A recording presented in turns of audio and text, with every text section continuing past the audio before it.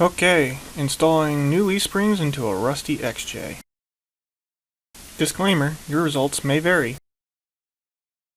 Okay, to start this off, this is how I did this repair. This is not a how-to, this is just some input on how you can fix this problem. So if you're like me and you have an XJ and the rust belt, and you have to replace these leaf springs because of their flat, worn out, and make it ride terribly, you're going to have a hell of a time just to remove these leaf springs because of the rust that ensues on sheet metal unibodies. Now, my leaf springs on my Jeep are so bad when you put any sort of weight over that rear axle, they instantly go from flat to inverting, bending the opposite direction that they should. So if you look at mine from the side, you can see the leaf spring is inverting. There's no way that this thing can cycle correctly, and it makes it ride awful. It goes up at a diagonal, and because it goes up at a diagonal, it's also twisting the whole axle with the pinion going up and causing two issues of the one rear shock getting dented and driveline vibrations. Here is the said shock on the driver's side behind the rear axle that it gets bashed into when you go over bumps. As you can see here, the dent that ensued because of this issue, but the shock still works, so it's still on the Jeep. So here are the leaf springs I replaced the original ones with, are the Skyjacker 3-inch lift soft ride leaf springs. So far so good. They are really good in terms of ride quality and flexing.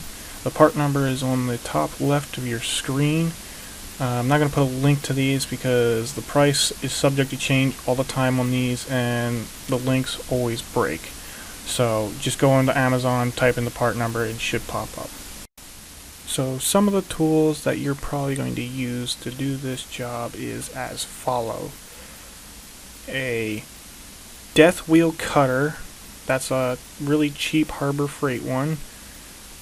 An air hammer with any sort of chisel on the end of it. A sawzall you can get a sawzall wherever. A drill, because you're going to need a drill to drill out all the spot welds with a spot weld drill bit. And then an angle grinder at the end of it. So when you become to this point where you're stuck in this dilemma, you're either going to have the bolt break on you, strip the nut on the backside, or break the welded nut on the backside, or like me, it's so seized in there that you have to cut them with a sawzall or death wheel. Either way, it just sucks. It's no way you're going to get the bolt out, either because of rust seizing in there, or it just breaks the bolt, or it breaks the nut on the backside. One of the ways you can save the stock mounting point, if your welded nut on the back side of this breaks off, you can cut a hole easier with a death wheel and get a wrench up in there and have it fall out, to where you can put a nut, just basically up a flange head nut up there with a wrench, and you can kind of save it. You can kind of see in this picture, it's welded on the back side of there. This is the only where you're going to get it, and you cut a hole right there. You don't cut it into the frame or the unibody, it's right there. Now, I cut the bolts because they were seized, and there was no way in hell I was going to get this out. Okay, to remove the stock leaf spring mount that's welded onto the chassis, you have to remove 2 spot welds at the end of those arrows to get it off. There's a weld at this circle that you have to cut to get it off. This weld is, again, most of this is easier with a death wheel, but that weld you have to cut. Now this part, it's all spot welded up there with an alignment bolt, but I end up just cutting the bolt off and cutting right at the line in which you see there just to make it flat and just kind of grinded it flat and welded it to that, because I didn't feel like getting the spot welds off of all of them. So moving on from there, as you see there's 3 arrows there. They are spot welds in that general area that needs to be removed. Again, use the drill bit. The best option to get rid of spot welds because they are a pain to get off. And from there, there's also 2 more spot welds up there going to the floor of the unibody. And they are a royal pain to get off. And on the other side, which you'll see in a moment, that they already started separating from the floor to where they were already broken to begin with. But ultimately, a lot of this would not come off. So we had to use an oxyacetylene torch to remove the rest of it. So moving on from there, here is basically one side of it completely ripped off of the original bracket. If you can see there, I really only cut the bracket on the outside and front of it, and then the rest kind of peeled it off the unibody frame rail. And then when the unibody frame rail, that one hole I accidentally created with a chisel, air hammer chisel. Yeah, I'm going to ignore that because that's where the bracket's going to go on top of, so it's whatever. Everything's cleaned off. Basically, this is what it looks like. After I cut, grinded, torched the whole bracket off to what you see there the best way I could, and the best way you can really mount it up on there. This is what I got basically on both sides, minus the other side doesn't have the one hole I accidentally punched into the unibody frame rail. But we're going to move on to what did I replace this bracket with, and there's only really one place you would replace this bracket with, and that's from Ironman 4x4 Fab. It's not a beginner's replacement. It is very in-depth in replacing, and basically I'm just glossing over how I installed mine and everything I sort of done. I will put a link in the description to this product. I used it, I liked it, I would use it again, and it gives you so much more adjustability and replaceability than what the factory one is. And there's a nut that goes on the back side of there that you can put up there with a wrench, and if you need to replace the nut, you can replace the nut. This is like by far the best replacement you can do for this problem. I am going to forewarn you about doing this job is you will need a fire extinguisher on hand, and you have to be careful with the sound deadening catching on fire. It has caught on fire on mine, but we saw it and put it out before it really did anything bad. So be forewarned. It is very important to have a fire extinguisher on hand and be careful about what you're heating up. So basically here is the brackets like 70% welded on and bolted on. You have to this bracket is meant to be welded and bolted on. Not one or the other, it's both.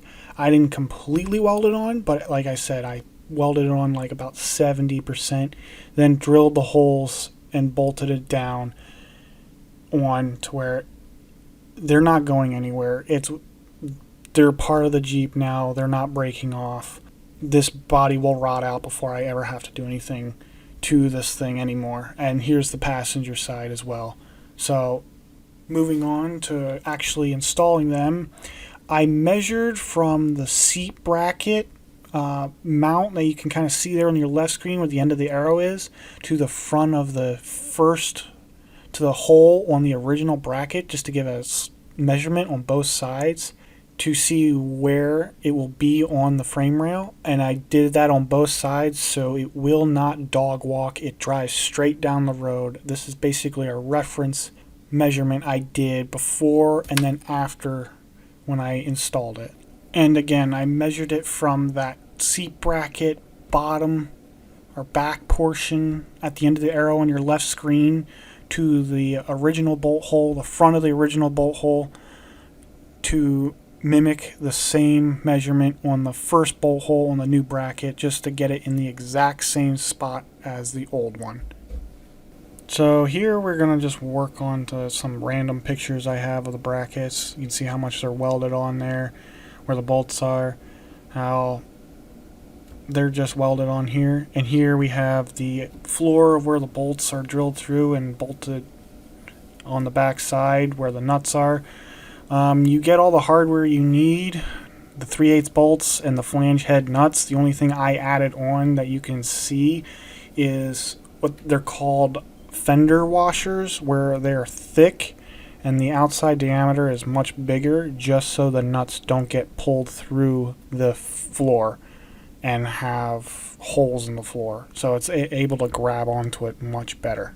This is also the area that you have to watch out for fire, where the sound deadening will catch on fire. These areas, you should have the carpet out and just have everything pulled back and just watch it. Moving on from there, we have the parking brake cable mount. Now, I was able to get away with bolting it back up in place with just using one longer bolt. As you can see, the one bolt hole, you can see through the actual bracket.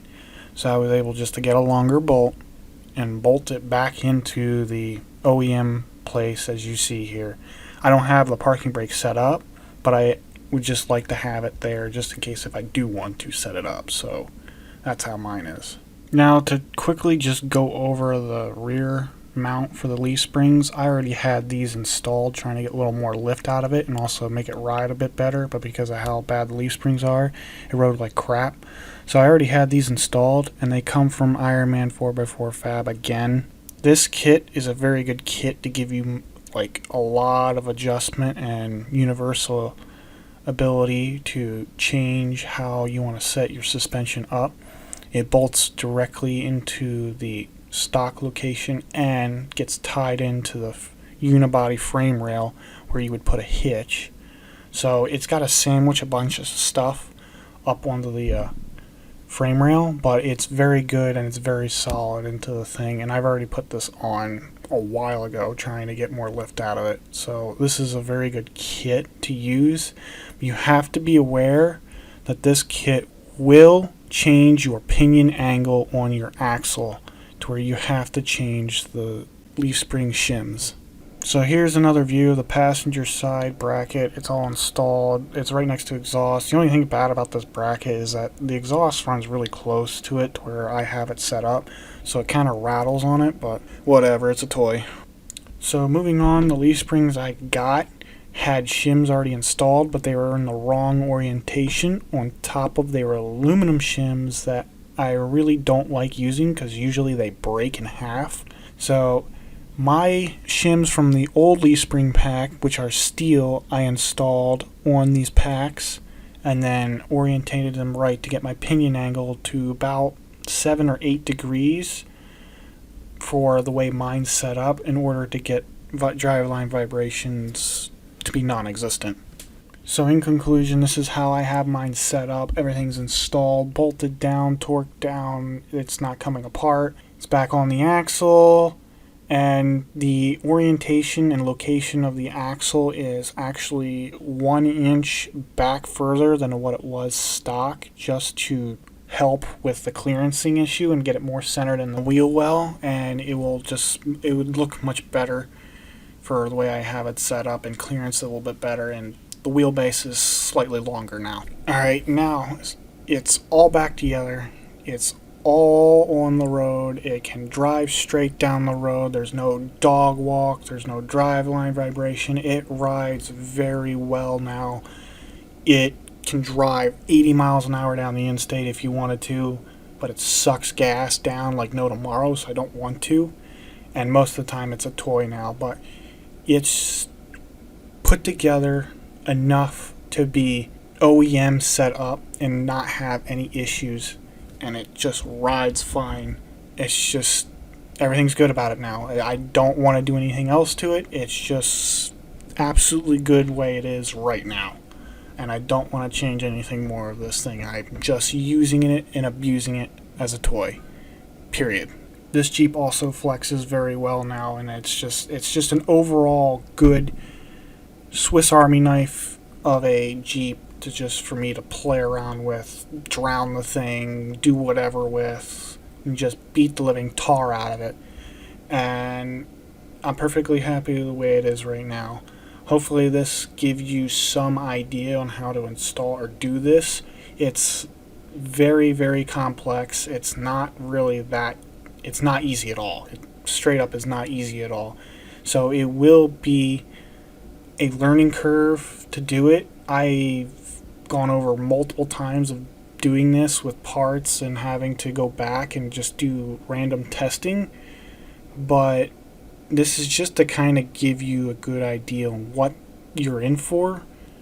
It's difficult. It's not a fun job to do, but I had to get it done. So hopefully this helped you out.